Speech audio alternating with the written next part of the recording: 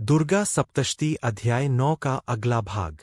अब तक असुरों की पूरी सेना खत्म हो चुकी थी, लेकिन असली युद्ध अब शुरू होने वाला था, क्योंकि अब मैदान में खुद उतरे निशुंभ और शुंभ। निशुंभ का हमला। अपने सभी सेनापतियों के मारे जाने के बाद निशुंभ क्रोध से भर उठा। अब मैं खुद उस देवी का अंत करूंगा।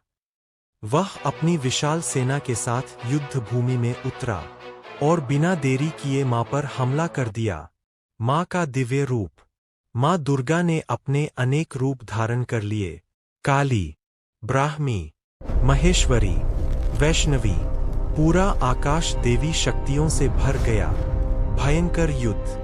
देवी शक्तियां और असुर सेना आमने सामने आ गईं। हर तरफ अस्त्र शस्त्र की टक्कर। आकाश में बिजली, आग और गर्जना। युद्ध इतना भयानक था कि पूरी सृष्टि कांप उठी। निशुंभ का अंत। निशुंभ बार बार घायल होकर भी उठता रहा, लेकिन अंत में मां दुर्गा ने अपने त्रिशूल से उसे भेद दिया और निशुंभ का अंत हो गया।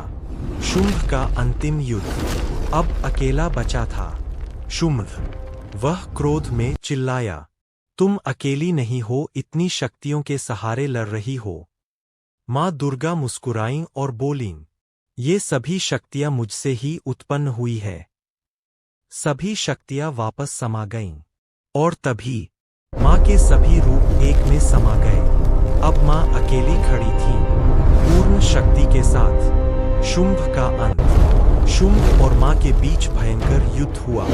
आकाश में, धरती पर, हर जगह युद्ध हुआ।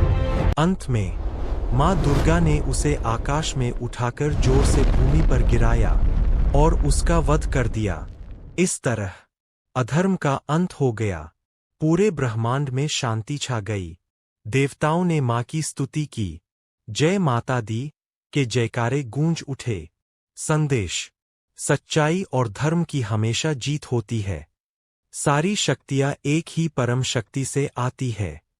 अहंकार का अंत निश्चित है। मां दुर्गा की कहानी अच्छी लगी हो तो चैनल को सब्सक्राइब करें और कमेंट करें। अगले भाग को देखने के लिए बने